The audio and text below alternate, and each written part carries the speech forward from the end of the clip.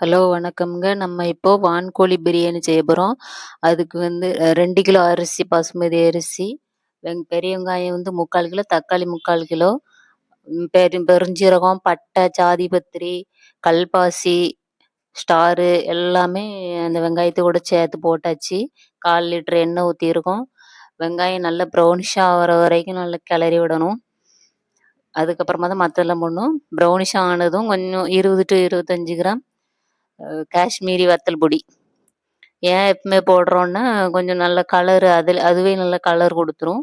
வெங்காயம் ப்ரௌனிஷ் ஆகுற வரைக்கும் போடுறோன்னா, இந்த டேஸ்ட் குடுக்கும். இது நம்ம ஜபார் பயான்னு சொல்லி குடுத்தது.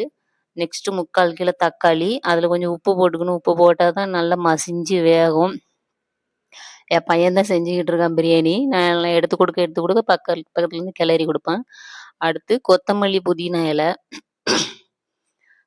அது வந்து நெக்ஸ்ட்டு ஊற வச்ச கறி. ஊற வச்ச கறியில வந்து தயிரு, அ இஞ்சி பூண்டு விழுது, பிரியாணி மசாலா எல்லாம் போட்டு ஆல்ரெடி நல்லா ஊற வச்சிருக்கோம் 1/2 மணி நேரம். அப்படி ஊற வச்சா தான் கறி நல்லா வேகும்.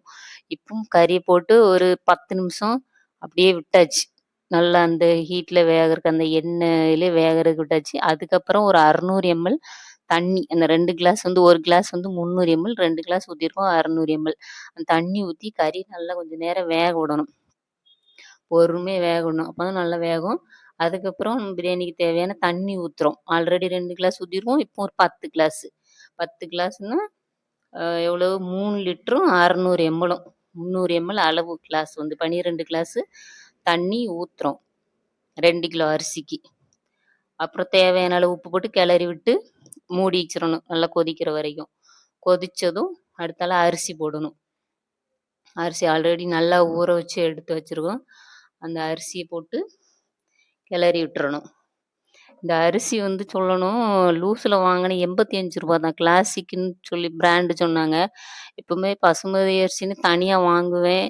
அது வந்து ரூ. 140 கிலோ. இது இன்னொரு கடையில வழக்கமா வாங்குற கடைய விட இன்னொரு கடையில வாங்குனேன் ரூ. 85 தான் சொன்னாங்க. ஆச்சரியமா நல்லா இருந்தது அரிசி. செஞ்சது பாருங்க எப்படி இருக்குன்னுட்டு. அது அப் அ நல்லா ரேட்டு கம்மியா கிடைச்சது எனக்கு. 2 கிலோ ரூ. 170. சரி இப்போ அரிசி போட்டாச்சு. இனி கிளறி அப்படியே மூடி தம் போட்டு வைக்க வேண்டியதுதான். தம் போட்டதும் அப்புறம் ஒரு 1/2 மணி நேரம், 3/4 மணி நேரம் விட்டுறணும். விட்டா தான் நல்லா நல்ல உதிரியா வரும். நீரெல்லாம் சுத்தமா வடிஞ்சு, அரிசி கரெக்ட்டா வெந்து அழகா வரும். இப்பவும் நம்ம ஒரு பெரட்டி விட்டுக்கிடுவோம். ஏன்னா அப்படியே நம்ம ஊத்துன தண்ணியோட அப்படியே இருந்திருக்கு இல்லையா? மேல உள்ள அரிசியும் சாப்பாட்ட மட்டும் அப்படியே எடுத்து ஒரு பெரட்டு. மேல உள்ள சாப்பாடு நல்லா வேகறதுக்கு. எல்லா பக்கமும் ஒண்ணு போல பெரட்டி விட்டுறணும். பெரட்டி விட்டு திருப்பி ஒரு 5 டூ 10 நிமிஷம் வச்சோம்னா, எல்லாம் ஒண்ணு போல அழகா வெந்து வந்துரும். அப்புறம் சாப்பிட ரெடி ஆக வேண்டியதுதான்.